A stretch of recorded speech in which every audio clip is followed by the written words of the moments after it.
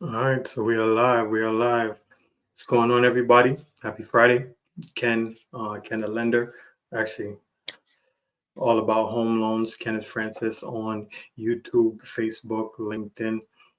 I wanted to share some information, like a quick market update. So today's update is from this Redfin article. As many know, if you're currently shopping for a home, we are facing an affordability crisis. Home prices continue to rise. Rates continue to rise. Actually, they're down a little bit this week, heading into the weekend. But definitely, like if you have any questions about the market, about this article, like feel free to reach out. If you're following on Facebook or YouTube, you'll be able to see the screen and the article that I'm reading, but you can always like check it out. As I mentioned, it's from Redfin News. And then it's basically like a record share of home sellers drop prices as high rates cut into buyers' budgets. So as rates continue to rise, and this isn't from the article, this is just like some information.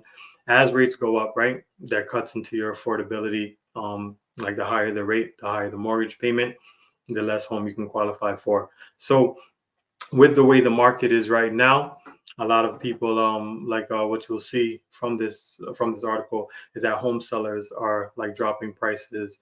Another thing that you want to keep in mind right now with the market is seasonality, right?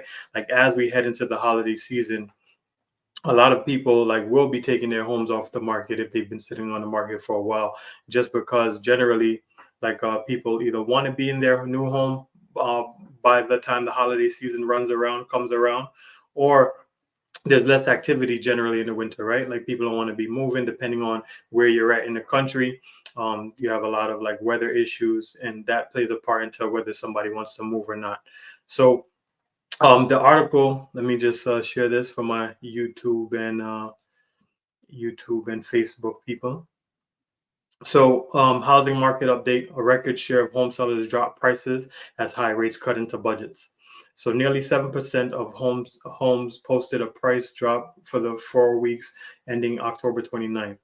On average, the highest portion on record. And this is based on mortgage rates hitting their highest level in 23 years. So, rates are back somewhere to where they were in the 90s. I was born in 84. I know 80s, like 70s rates are high as well. Like you'll see a lot of a lot of people talking about what they paid and where housing prices were at. Like it's really crazy when you look at the numbers. Housing prices back then versus where they're at now. The median income hasn't really changed much, but home prices have shot up from back then. So like while rates are still lower than they were all the way back then because of the price of homes, because income hasn't changed, like that's a major impact right now in regards to like people being able to get into these like say what the median American household can actually afford. So sale prices are still up 3% a year ago. That's partly because sale price data is lagging. Um, and then another reason for the rising sales prices, despite slow demand, low inventory is propping up prices. So as I mentioned, because seasonality, we're heading into the winter months. We're already in an inventory crunch, lower inventory throughout the U.S. Next year, a few banks that I was looking at, a few articles, Moody's, um, a few economists were saying that next year there's going to be even less homes for sale, right? So all of those things is basically supply and demand. The less properties are on the market and for sale, the higher the price, right? Even though higher mortgage rates are kind of holding that back. So that's another thing to keep in mind too. Like everybody wants interest rates to lower, but this could be a good thing for a little while. I'm not saying it's the best thing right now. I know it's tough, especially in my industry. Like the more people who we can qualify for, right, it's a good thing. And then also like it gives more people the ability to get into a home. But rates when rates are lower, you have more competition, more people jumping out into the market, which is pushing home prices higher. So this will give the market some time to cool down, right? But back to the article. So some sellers are pricing too high because of the FOMO, fear of missing out, after their neighbor's house sold well over asking price just 2 years ago.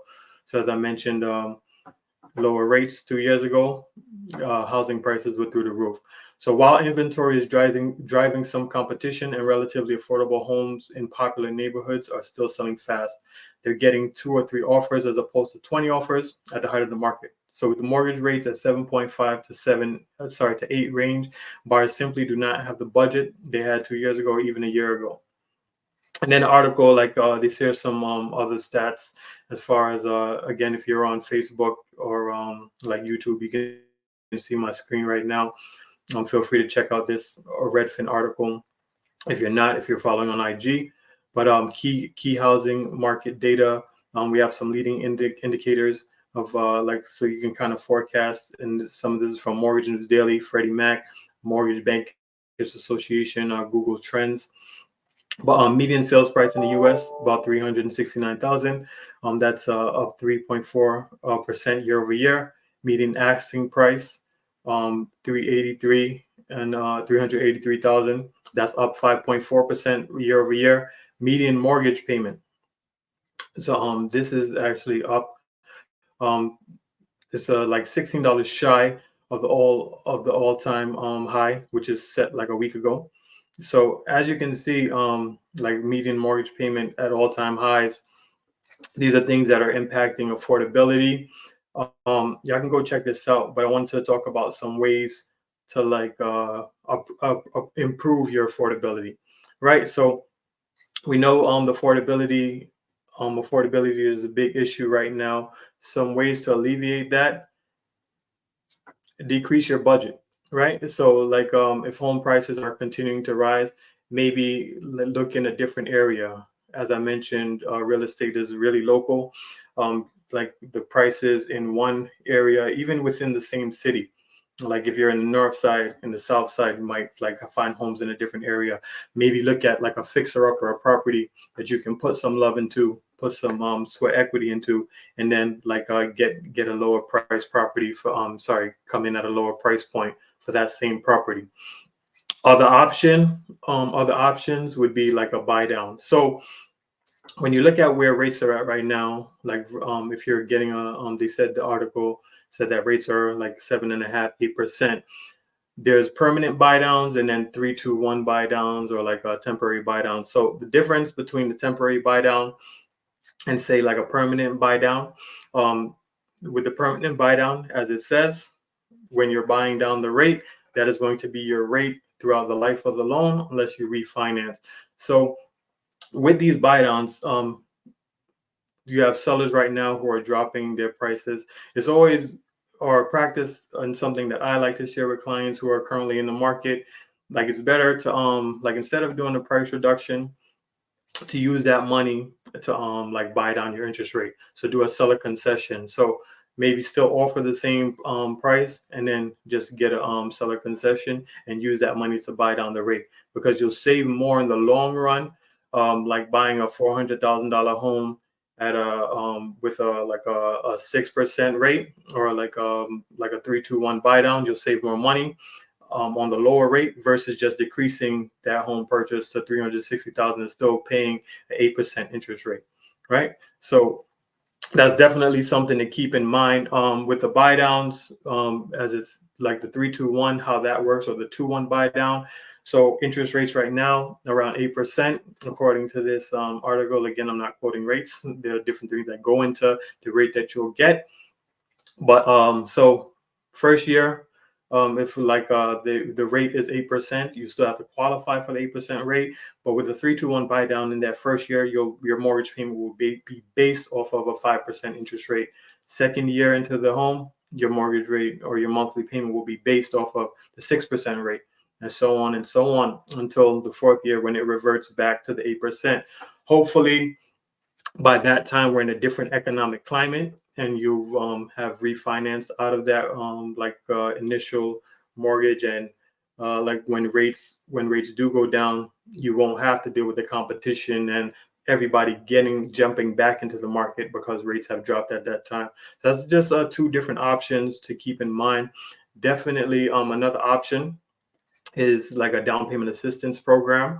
If you're on the fringe, or you're worried about using all of your money for your down payment, and then in addition having to spend all the monthly more money on the mortgage payment.